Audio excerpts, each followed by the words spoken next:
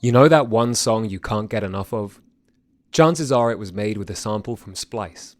Explore top packs made by your favorite producers, sketch out song ideas in seconds with Create Mode, and dive into a sample catalog that's so deep, it's dangerous. Find out why Splice is the industry's not-so-secret secret. Visit splice.com and try for free today. Welcome to the Fader interview. I'm Alex Robert Ross, editorial director of The Fader. It's been almost a decade since Kero Kero Bonito, the trio of Sarah Medora Perry, Gus Lobban, and Jamie Bullard, released their first single on SoundCloud. They picked up a cult following online in their early years, with fans locking into the band's incisive and almost cartoonish proto-hyperpop vision. Since then, they've built a large and committed fan base while imagining new musical and thematic parameters, without veering from their core principles. Their latest EP, Civilization 2, the sequel to 2019's Civilization 1, pulls together ambitious dream pop, analog mythology, and urgent observations on humanity into three of their sharpest songs yet. Ahead of its release, the Fader's Salvatore Maicki caught up with the band remotely to discuss how the project came together, the thrill of revisiting that early aesthetic to soundtrack the video game Bugsnax, and the challenges of realizing pop potential. Guys, catch me up on the state of KKB. It's been so long. The last time we spoke was in the zone of Bonito Generation, I think, right? And since then, it's been like, there was Time and Place in 2018, and then we went on a big tour, and then we released Civilization 1, then COVID happened, basically, so we're here. So we were kind of like, well, what do we do now? But Civilization 2 has kind of been our, saviour project over the last year and a half, more or less. Yeah, I was going to ask, how was the last year and a half? How did the pandemic change the routine of the band, if at all? We were quite lucky during the actual 2020 when it comes to opportunities that we were, offered gigs to do and streams and stuff, So we were on it, but it was a different kind of work to what we would have done before where, we would have just hung out and really gone at it. It's very much setting it up in our own front rooms, and which is quite different to what we've done before, obviously. Yeah, my room has definitely changed. Before COVID, I would just go back to my room to just sleep. But now I completely changed my room. So there's the art section, there's the recording section, there's the green screen section. I brought the world in my room. I feel like it's hit in two main ways. There's the practical side, which is obviously, instead of being able to record all together, we had to do it all remotely. And Sarah actually basically sorted out her own recording setup. I learned how to record my own vocals, so that's the skill gained. Were you guys able to link in person a bit over the past year? A bit, yeah. When the rules kind of relaxed, we met up a bit. But yeah, not really. We used to see each other every week, and now it's long distance KKB. It's weird because last summer everything was relaxed to an extent, but then it was just ramped up again. So there's this weird thing of, obviously we're sort of nostalgic for pre-COVID, but we're also almost a little bit nostalgic for that weird period when the COVID lockdown was just a little bit less intense. Now it's we're almost pining for that stage again, which I think, hopefully we'll have soon. But yeah, really weird actually that, there are these levels like that. Yeah, and I think the Stockholm syndrome of it all is kind of revealing itself, where I don't want to leave my captivity. I'm a little afraid, but we're getting there. No, that's totally a thing. It's hard to imagine people just kind of going crazy and, if gigs start happening again in a relatively normal way, someone just going to all the gigs that week and being I'm going crazy, so glad to have gigs back. I feel it'll be more gradual, and it'll be oh, I've been to my gig, that's enough for 2 weeks, I'm going to build myself back up again. And, I think people maybe are a little bit apprehensive without even fully realising it, about the next stage. And even if we could, technically, I don't think we will return to our pre-COVID sort of level of socialising straight away. I think we're going to have to bed it in a bit. Definitely. Well, I really appreciate you guys taking a minute out of this COVID era to talk with me about Civilization 2, because I fucking love this EP. I'm so excited about it, and I really want to get into that. But first, this being part of an as yet numbered anthology, I was wondering, what was the genesis point for even exploring Civilization in these sort of installments? It all started with Civilization 1, which we made that sort of around mid 2019 and released it in September 2019. And actually what that was about, we were still touring off Time and Place, and we felt like, well, let's put out something cool that actually kind of continues some of the concepts and stories of Time and Place, but takes them to a new level, right? So where Time and Place was sort of about mixing up the past, present, and future on a personal scale, Civilization does that, but on a much, much grander scale. So whereas Time and Place was about, my childhood in the suburbs / being in your mid-20s / what happens when I die, Civilization is more like, well, okay, now we're in this context of ancient warfare and battles and conflict, but also, climate change happening right now, but also in the distant future, will humans even be on this earth, or what is going to happen to humanity, how's it going to change? So kind of like really zooming out, even though it's more or less the same basic concept. And the actual original idea was to do a 4-track EP. That was maybe a little bit overambitious, so we did the 3-track EP, and then we figured, well, actually, in 2019 we're also going to be doing a few bits and pieces, so it makes sense to do something and release it then, and alongside the shows we're doing in 2020, not 2019. And of course we all know what happened there, because we were going to go back and do some more American shows and play in Brazil, but then obviously all of that got cancelled, so the EP basically ended up getting delayed. But the result is that it's become this sort of mini album. When we conceived it, as I say, it was really just an EP that was kind of expound upon some of the more fundamental Time and Place ideas and just tie that all up. But actually it's ended up becoming an era of KKB in its own right, which I think is good, actually. I mean, I think that the EPs together are a distinct statement, and bring something new to the KKB story.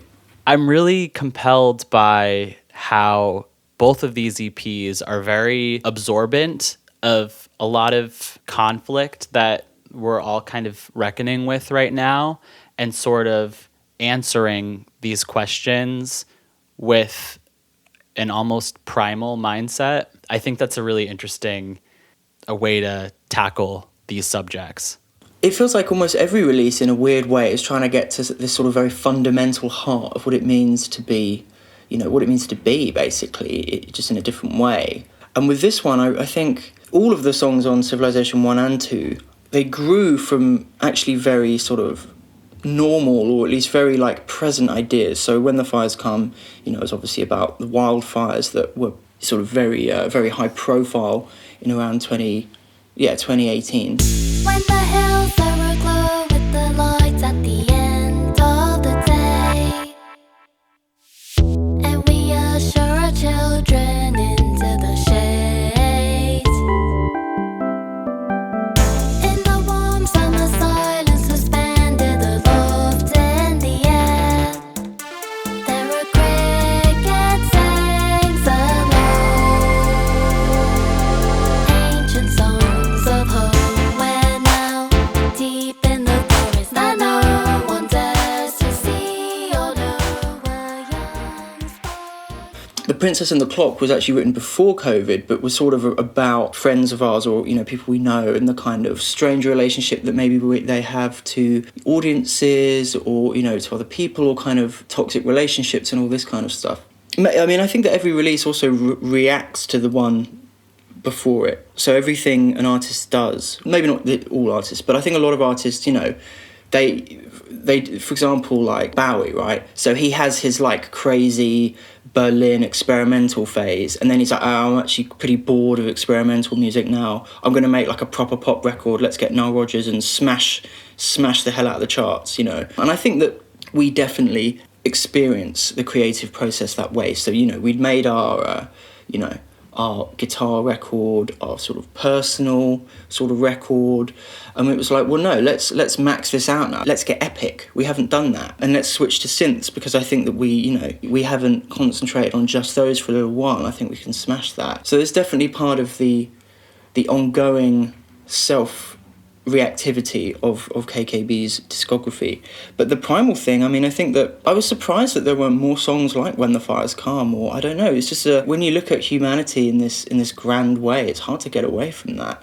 And, certain objects we were sort of interested in were things like Codex Seraphinianus, which Sarah showed us, kind of Luigi Serafini's really crazy encyclopedia, which is written in a sort of invented script and has all these surreal drawings that you can't tell really what it's trying to tell you, but you can discern that it is trying to tell you something. And, these very fundamental ideas about semantics and, human experience.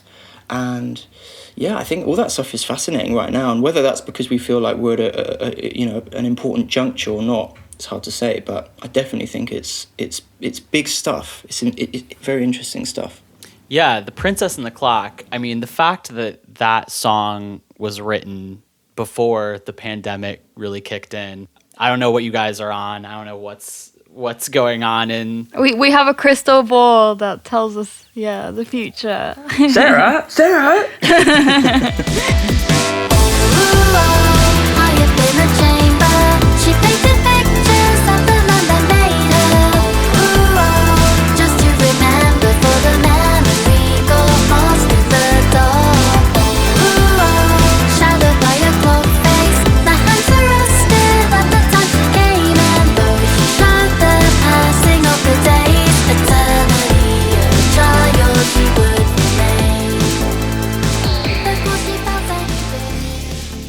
Tell me about how that song came together and how you guys kind of pieced together that fable. The process for that was really interesting. It started with the melodic figure that you hear at the start of the song, the do do do do do do do do do do, that thing. So we had that, and actually originally I envisaged a song that was almost like a ballad song, a bit like Swimming off Time and Place.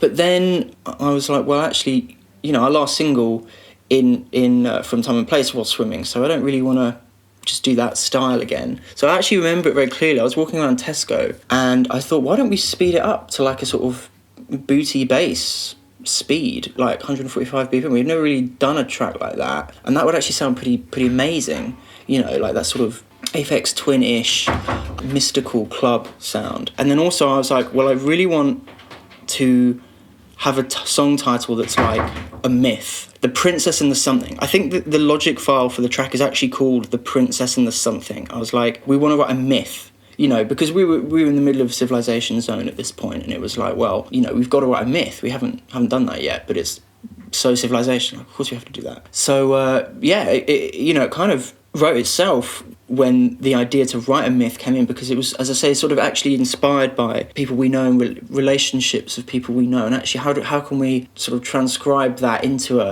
an ancient mythical song that actually whole sort of is convincing. Story songs are always quite hard, because not only are you worrying about the meter of the lines and the the melodic rhythm and so on, but you're also trying to move a story on. It's quite fiddly. There's a lot of moving parts with that, but it come together. It did, and yeah, I don't know. It almost sort of feels fully formed when you look back on it now. But no, it was definitely some creative work went into that. I definitely wanted to talk about Well Rested, because that song is like a smack in the face. It's like a KKB uprising. Yeah. A very long smack in the face.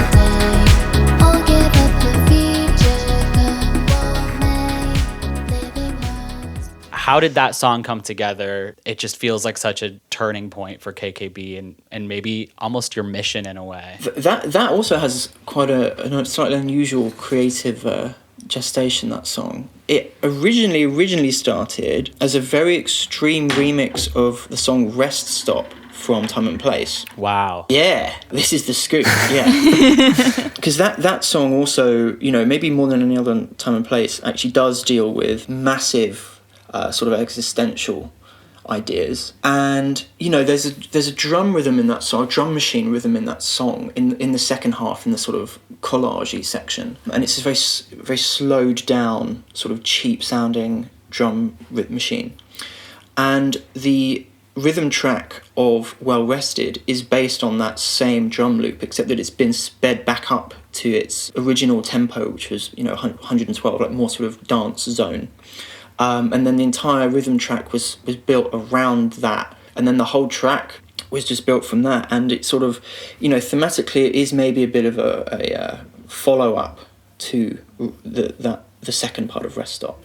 Sarah, how did you piece together the sort of like manifesto of this track? Because it seems like a little different than how most KKB songs go. Like there's definitely like a call to arms in a way. Yeah, I think it's always related to what we're experiencing as well, and kind of like this, like, I don't know, like the future and what could the future hold, and like how we're living right now. And I think, yeah, Well Rested is kind of like I don't know, like a vision of the future. And it's got a chant as well, right? It's, I think, one of the few moments where you chant, I suppose, in Japanese, right? Yeah. There's a chant about Mother Gaia, and we need to keep peace with like nature and things around us to live in harmony, basically. Yeah. I think one thing that inspired the mood of that track was this. I don't know if this was a phenomenon in the US, but in sort of 2018, 2019, there was this vague trend of people kind of going on the radio and being like, oh, I don't think we should have kids anymore because I think that we're going to destroy the earth. You know, you just like turn on like BBC News and they'd have someone talking about this. And I felt like it got really irresponsible. Like, it wasn't nuanced at all. It was just like people just talking heads saying like we should like stop having children. like it's like whoa, like, you know what? Like, let's look into this a little bit more, at least, you know. Yeah. I do want to go back a little bit now that we're in like this civilization discourse. I want to talk about Bugsnax. Kind of bug and kind of snack. Try to catch 'em in your trap. Feed somebody and you'll see we are whatever we eat. Find 'em hiding in the sand, tearing up a ketchup patch. Come to Snack Tooth Island and discover it's Bugsnax. I heard that somewhere far off in the ocean there lies an island where the creatures roam. A famed explorer tells me they're delicious, and yet they're hitherto unknown. How did that come together? Because the song in the game feels so symbiotic. How did you guys even take on this challenge of like this franchise that didn't exist and kind of putting your imprint on it? Yeah, it was really funny because actually also the call came in just as COVID was hitting. Yeah, it was all done in lockdown, really. I remember Gus calling me saying like, oh, we're gonna do this track and for this game, and it's about bugs, and then you turn into whatever you eat, you turn into them. And I was like, oh, okay, let's do it. Like, okay. When I had the first call with the developers, and, you know, they were just kind of like, thanks so much for talking. Like, so the game's called Bugsnax, and it's about the grumpuses, and when they eat the Bugsnax, their limbs turn into the snacks. And I was just kind of like, okay. Sick, okay. What was really helpful was that they knew they wanted something similar to, you know, Flamingo or Picture This, like that kind of style of KKB track. So it was really just about revisiting that era of KKB sort of creatively, but applying the sort of lyrical process to the game Bugsnax, which was great because there's a lot going on in that game. And also I think our lyric style in that zone is quite literal and quite say what you see. Right, that was always our thing at that time. So we could just apply that to the game. Like, we just played the game and we're like, kind of bargain, kind of snack, try to catch them in your trap. Like, that is the game. Like, that is what happens. The launch was really cool as well, especially its kind of grandeur or something. Like, it was quite a big stream, and look, they were announcing the PS5, and it was quite major, really. And it felt like we kind of, don't know, the Bugsnax kind of stood out a little bit that night in this funny way. Yeah, because it's much bigger than yourself, but also it's something that you're so entwined with at this point. And it opened us up to a bunch of people, all manner of responses, but, loads of people who just knew us and knew the game and didn't even, it's wicked. It's so funny. Lots of gaming communities, like, hearing about us for the first time, like, sick. To kind of, like, zoom out a little bit on a more, like, pop existential level, Gus, I was on your Twitter and I saw that you were kind of talking about the idea of pop potential and whether that's a static goal. It feels like we're living through a really, really exciting time for pop music. I think people are able to regard it as less of a guilty pleasure and more of just pleasure, and like not something that you have to kind of look down on. But going back to that idea of potential, I'm wondering what kinds of avenues do you think could be pursued more voraciously in terms of where pop music could go further? My favourite question, maybe. I have this theory that I call magic pop, which is this idea that pop music is actually capable of more than it sometimes is used for, can be pushed to sort of, extreme heights that we are used to, but we don't often think about it in that way. We don't always think about it in the way. There's often something else kind of, leading our judgment in terms of writing songs. Also, this idea that in a way almost everything is kind of magic pop because it's an expression of someone, it's an expression of something, and it is made for some reason, which in itself is sort of beautiful and interesting. But I think there might be a sort of new objectivity in pop music, where, as you say, the sort of irony dichotomy has sort of dissolved a bit, and what we have instead is people just saying, okay, well, I want to express me, I want to express it in the most exciting way possible. None of that other stuff matters, we're totally,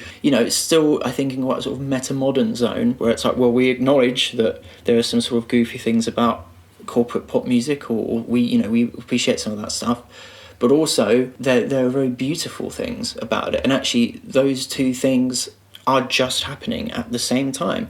And I think that, for example, the poptimism movement sort of risks getting hung up on literally just the corporate side of pop music and kind of taking that at face value and not challenging what could be better about that. The best contemporary records take the good things about all the different spheres and zones of music and form a unique statement that is also a well crafted and beautiful, exciting, danceable statement. And this is definitely a thing where what we're working on as well going forward is just a dream vision of pop music, and one that takes the best bits of everything, techniques and sort of presentation ideas, but doesn't get too hung up on the sort of semantics too much.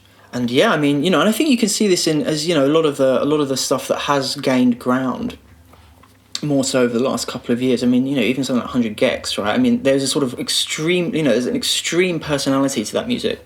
But there's also a kind of extreme virtuosity to that music as well. The sort of genre shifts and the crazy production and, and that also resonating really hard with a lot of people. It's very cult in a way, but cult means something. It's not just this like one size fits all. It's like there's a beauty in the variety. There's a beauty in the fact that we've got 100 Gex records and Jetty Lanza records and all of these different things that are all about, they're all descendants of pop music, but they're all also intensely personal. I think that's the most interesting kind of pop music anyway. Yeah. Pop music, I guess, is some like an ideal of society sometimes, when people say that. So you kind of need it to keep moving. What I found quite interesting recently is it's going to be weird to say almost, but like someone like Novelist, I've been listening to him recently, and he's like someone's pop star, He might not be on the BBC every day or like whatever. He's not that kind of pop as we imagined it in the 90s. But he's, an X amount of people's pop star. It's hard to explain, but with everything going on with how we kind of portray ourselves, how we connect with fans and all that, you can kind of have this pop thing that's going on without the masses even knowing, but it's still pop because it's popular music, and it's actually like really catchy, and it pop sentiments, and it means stuff to people, and people invest in it. So that's I think quite funny, because you know, pop in the sense of people's relationship with it more than actually how it sounds, or you know. This year marks 10 years since the first KKB song came out. Like, having been doing this for the past decade now, and with the fan base that you guys have amassed in mind, like, how has the motive changed, if at all? I guess, like, we always kind of make music that we want to make. I think that hasn't changed. What's changed is, like, yeah, our fans, like, there's people who want to listen to what we make, yeah. But yeah, I think the core hasn't really changed, yeah. It's crazy, it's 10 years. It feels like yesterday. Yeah, essentially, as we were saying earlier, it's like we change the kind of MO every time, but that's not what changes, if you know what I mean. We always keep changing it, and that's the constant, you know. We should keep challenging ourselves. So nothing's changed in lots of ways, but we obviously grow and learning, man. 10 years, like, wow. It's insane. I think Jamie's totally right. It's like, it's actually the sort of process of making Intro Bonito wouldn't have been that different in a way to Civilization. It's about, you know, we have this framework and this sort of conceptual playground, and then we just basically explore that and fulfill that until we've made a record. And, you know, I can tell you now that the thing that follows Civilization is you know, it's a similar process. The difference is, you know, like the bigger audience and so on affect you in an almost subconscious way. For example, when we were conceiving the Time and Place live show, we sort of just were assuming in the back of our minds that we'd be playing to more people than we would have been when we were conceiving our sort of like very, very DIY art school kind of Intro Bonito live show. We never said, oh, well, we've got to step it up, guys, because we're playing to a big audience. You just kind of like, well, okay, given those last few shows we played, I think this is what we'll do. And it's just like, you almost do that sort of automatically, but it's almost like a slot machine or something. Like, you know, all these things are rotating at a different rate.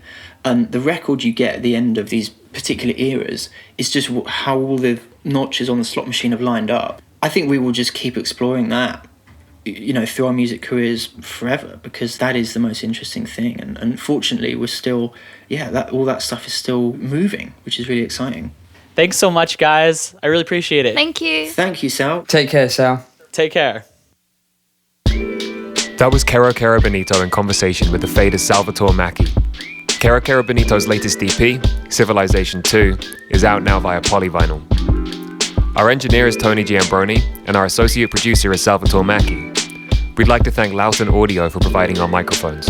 You can find them online at lautenaudio.com. And we'd like to thank James Ivey for providing our intro music. Remember to follow The Fader Interview wherever you listen to podcasts, and keep an eye on thefader.com for essential music news, interviews, and essays. We'll be back next week with another episode of The Fader Interview. Goodbye until then.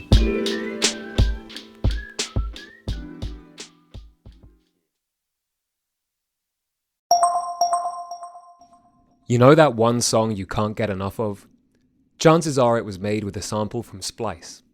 Explore top packs made by your favorite producers, sketch out song ideas in seconds with Create Mode, and dive into a sample catalog that's so deep, it's dangerous. Find out why Splice is the industry's not-so-secret secret. Visit splice.com and try for free today.